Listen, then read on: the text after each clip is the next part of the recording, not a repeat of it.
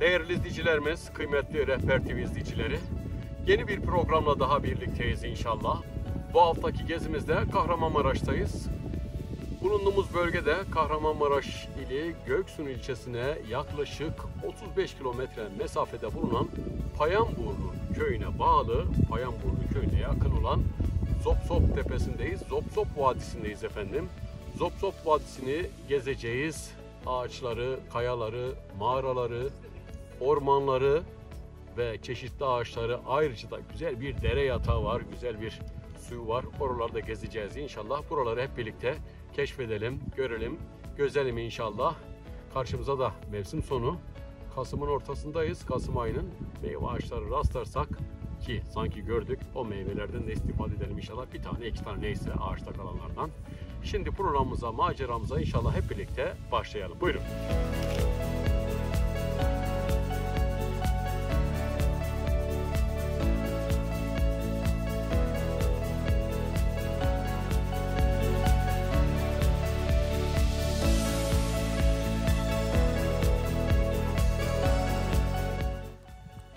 Değerli izleyicilerimiz, maceramıza başladık, görüyoruz ama güzel bir meyve ağacına rastladık. Kırmızı elma. Muhteşem elmalar kalmış üstüne. Tek tük kalmış. Bir tane koparalım şöyle. Hangisini koparsam? Bakın elmalara. Şu yamuk olanı alayım da. Belki bunu herkes yemez. Ben yiyeyim. Bir bakalım tadını nasılmış. Bismillah.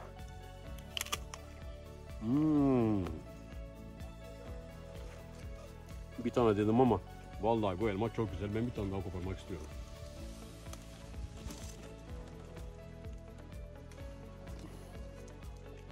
Birincide yamuk kopardım. İkincide de biraz büyüğünü aldım. Orada kuş yemiş sanki. Böyle iki tane elma aldım. Bununla yetinelim ama mükemmel elmaymış. Tamamen doğalımız. Yine bir meyve ağacına rastladık. Erik. Yaban eriği var. Ne eriğiyse bilmiyorum. Sopayla düşüreceğim. Düştü mü? Yok. Düşmemiş.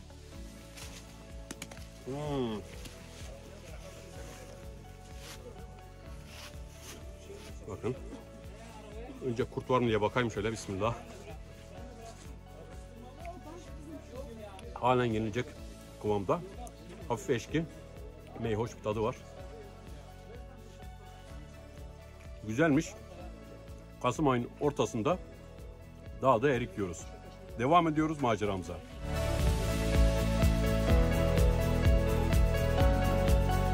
Değerli izleyicilerimiz, burada meyve ağaçları bitmiyor. Gerçekten güzel meyveler var. Hele şöyle bakar mısınız? Elmaların içindeyim. Böyle güzel güzel kırmızı elmaların içinde ben de güzel olmaya çalışıyorum. Şuradan şöyle mükemmel elmalar var. Bir tane koparsam ne olur sanki? İzin alırız değil mi? Şu taraftan kopar. Burada güneş vuruyor. Belki görüntüler çıkmaz. Kameraman düşüyordu. Şuradan şöyle bir tane ufandan alayım değil mi? Bakın şöyle. Şunu koparayım. Şöyle dalından. Az önceki biraz meyhoş bir tadı vardı. Bu biraz sert gibi duruyor bana. Öyle geldi. Bismillah. Bu da çok gevrek ve sulu. Yani sert orada yaptım ama çok olgunlaşmış. Mükemmel. Videoyu burada kapatalım, ben yemeğe devam edeceğim.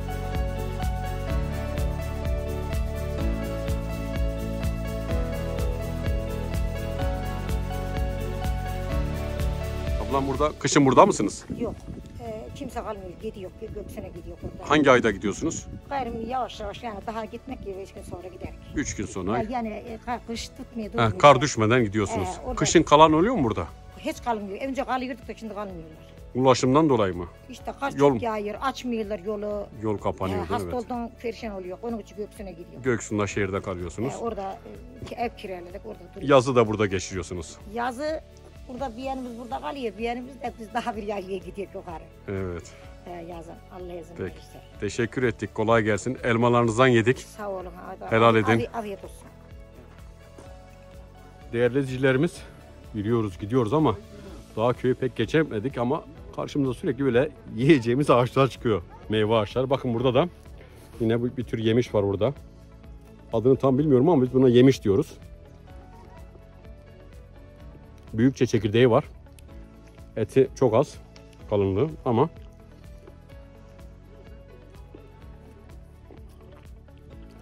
yani bu yemişin eşki, şirin, acı diye bir tadı yok. Böyle tatsız ama yenilen bir şey. Dağda taşta karşılarsanız bundan. Vişne rengi, bordo renginde görüyorsunuz. Belki görüntülerde biraz rengi farklı çıkar ama koyu bordo, vişne renginde çıkan bir yemiş türü. Yiyebilirsiniz.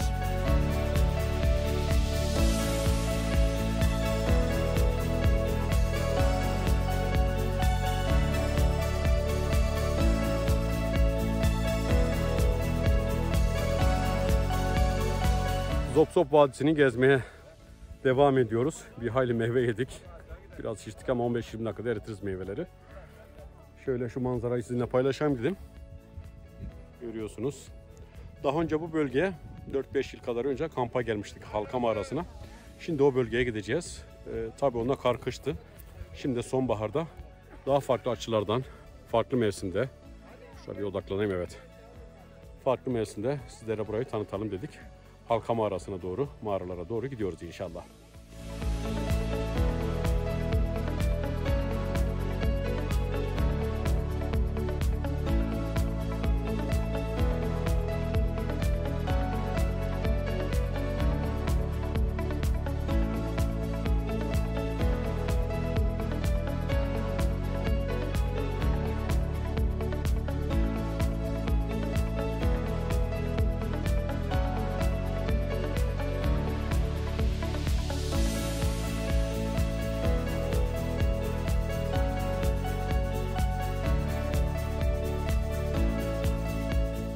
Karda gelmiştik buraya. Hiç böyle karsız görmedikti burayı. Bir de karsız görelim burayı. Kar yok, beyaz örtü yok. Derenin sesini duydum. Derenin sesi geliyor bana şu anda.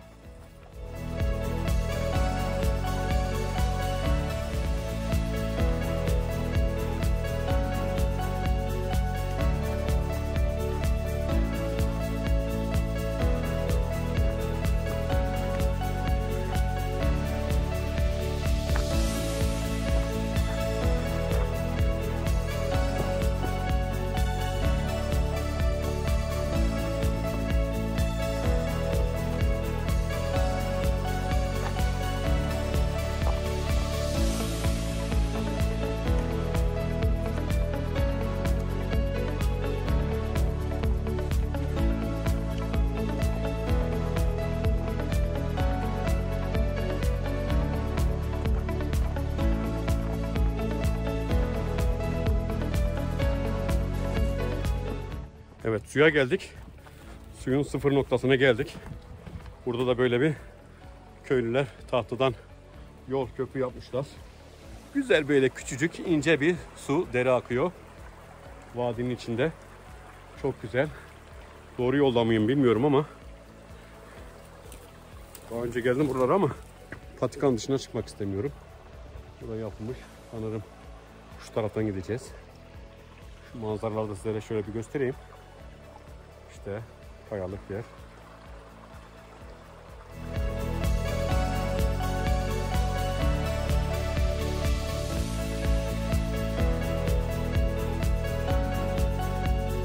Muhteşem. Çok güzel manzaralı eşliğinde programımız devam ediyor.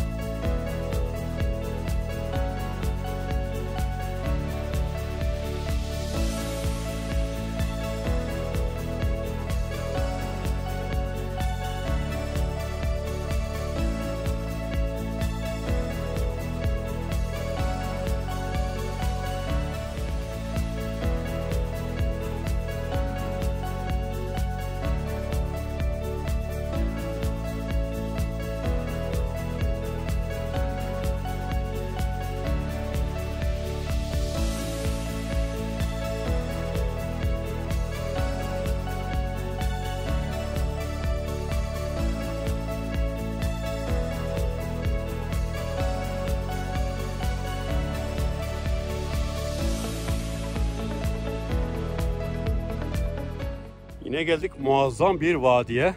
İşte ağaçların sonbahar gelmesiyle birlikte oluşturmuş olduğu ahengi izliyoruz. Kayalık, dağlık, güneşlik, ormanlık bir vadiden, Zop Vadisi'nden geçiyoruz. Şimdi bakayım, evet. Suyun şarıltısını size de geliyordur belki ama çok uzakta. Devam ediyoruz yürüyüşümüze.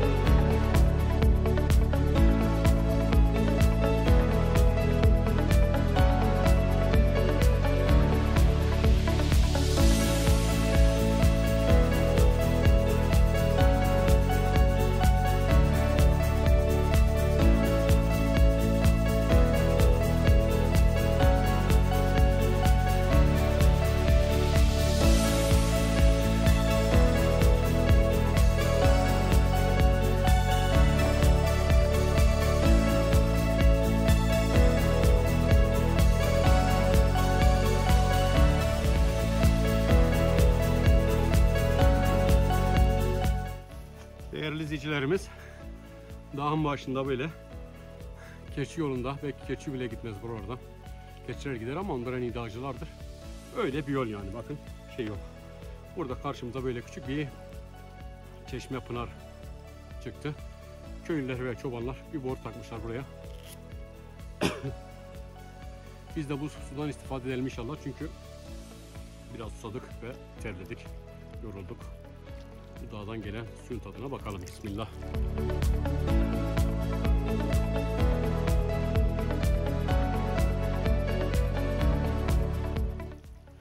Muhteşem.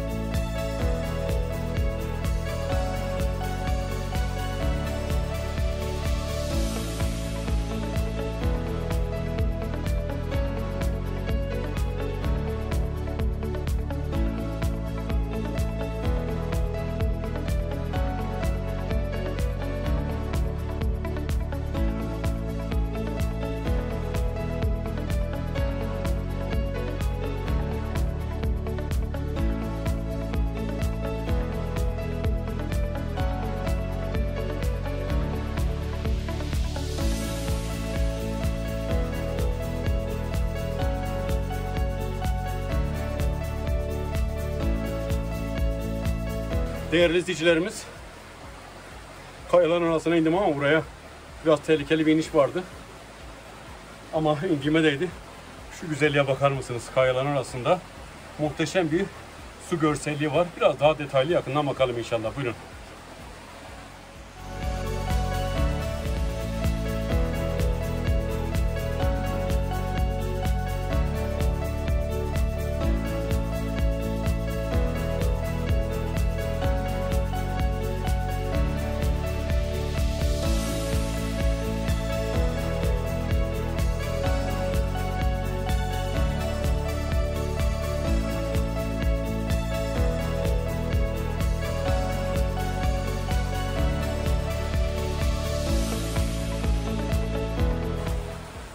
Gerçekten çok güzel bir yermiş burası. Yazın çok serin olur. Kayanın altı. Suyun şarıltısı. Sizlere bu görüntüleri aktarmak için böyle efendim iki büklüm oluyoruz. Nelere katlanıyoruz görün işte. Bakın.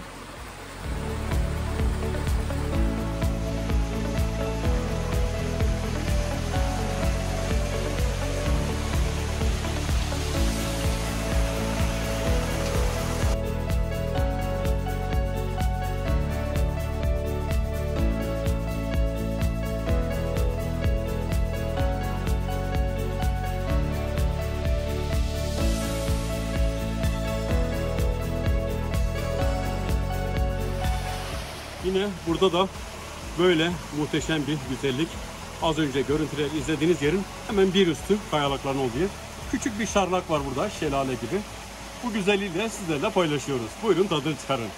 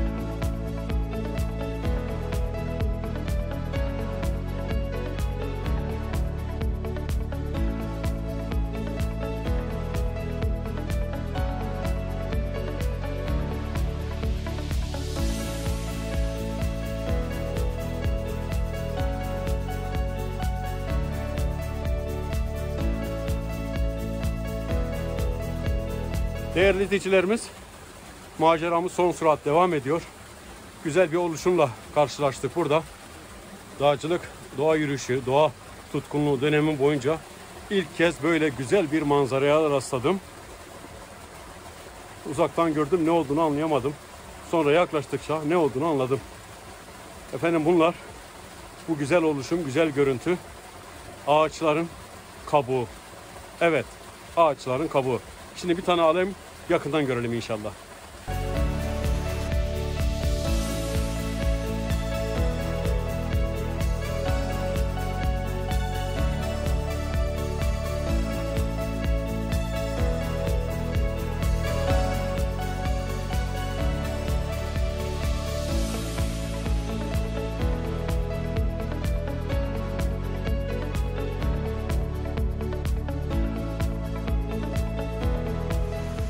Gördüğünüz üzere çam ağacının dış katman kabukları kat kat. Bunlar dökülmüş, parça parça olmuş. Sonunda suyun içinde burada gölette kalaraktan takılmış. Yıllardır böyle bu rengi, bu görüntüyü, bu ahengi almışlar. Şu ortalarına bir atayım da farklı bir görüntü çıksın. Nilüfer yaprakları gibi çok güzel bir ahenk görüntü var burada.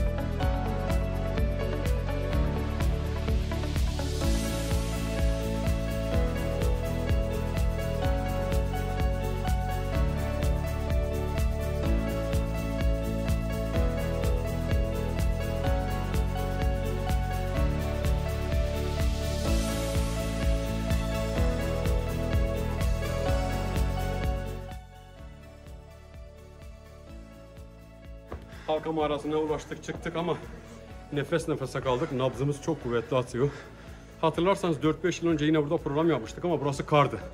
Karda çıktık, kamp ekipmanlarımızla. Karda yürümek daha zor biliyorsunuz ve daha bir de ağırlıklar. Bir hayli yorulduk da burada, üşümüştük.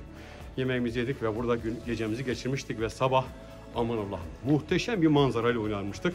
Şimdi o manzarayı sizlere kar olmadan sonbahar havasında bir göstereyim inşallah.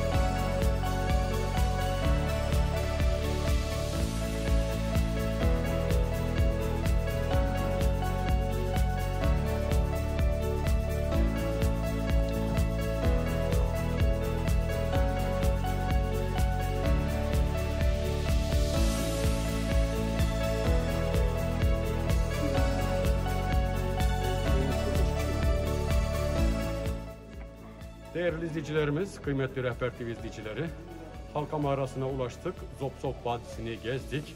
Son durağımız Halka Mağarası'ydı. Oraya da geldik. Daha önce burada kamp yapmıştık. Yine program da çekmiştik. Şimdi burada sonbahar mevsimine geldik. Onda kıştı, kar vardı. Bir hayli yorulmuştuk. Burada ufak bir iki de daha detay görüntü çektikten sonra programımız sona erecek. Haftaya bir başka programda inşallah tekrar buluşmak üzere. Allah'a ısmarladık.